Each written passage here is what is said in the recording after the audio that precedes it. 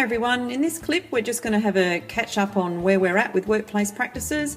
I want to look at the assessments that we've already completed, your folios done with the 3 different folios there, and now I want to look at what you've got to do through term 3 with Mrs. McGuinness. It's going to be an exciting term finishing off this course, and starting off is your performance. Quite a few of you will have done work placement during the holidays in July, and you'll be recording that placement in your journals, so that portfolio of workplace learning is very important. Remember, 25% of the assessment is linked to this section of the course. Okay, so your performance, you want to be performing really well in the workplace. You know about the employability skill checklist that you're going to be checked off.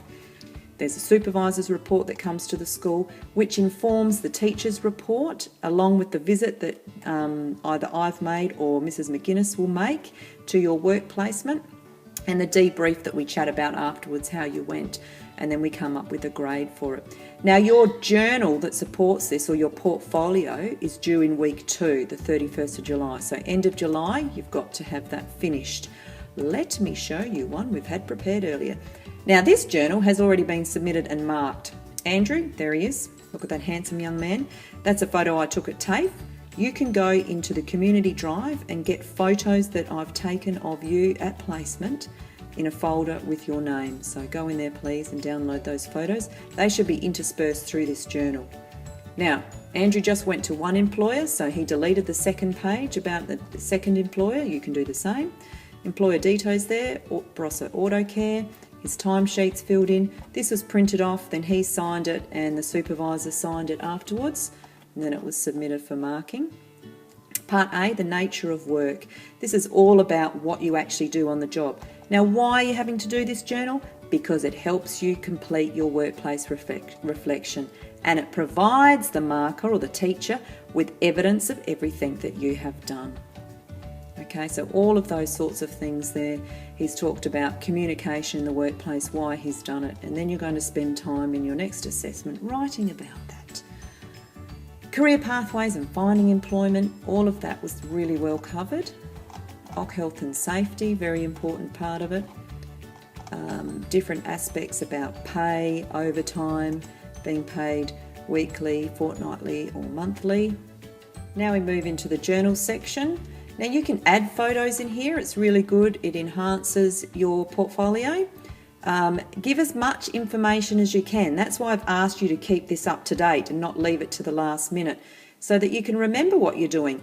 Now, the thing that's going to give you different marks is to show if you're understanding the different things that you're learning. What are you learning while you're on placement? Are you picking up on your employability skills?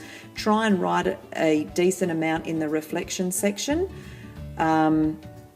The best things about the day, that it really shows how you are processing that information in terms of your performance, how you're responding to feedback that they're giving you. So talk about different things that you might receive feedback for.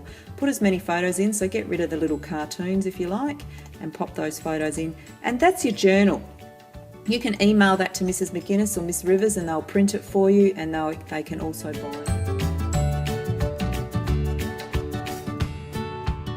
For your performance assessment, in addition to doing your journal and the supervisor's report and also your teacher report, you can do a photo story of your workplace learning. Here's one from a couple of years ago. This student went to Tanunda Lutheran Homes and was doing aged care, and they've just put in a whole heap of photos. I took these photos when I visited them on placement, and they've just annotated those photos and written about what they've done. So that's another form of evidence. If you've put the photos and done a really good job of annotating in your portfolio, that's fine. But if you want to do this as an extra, that's a really good idea as well. One other student did theirs, page of evidence they called it, and this is how they put theirs together, just like a collage of all the photos. There wasn't a lot of actual written work with this one.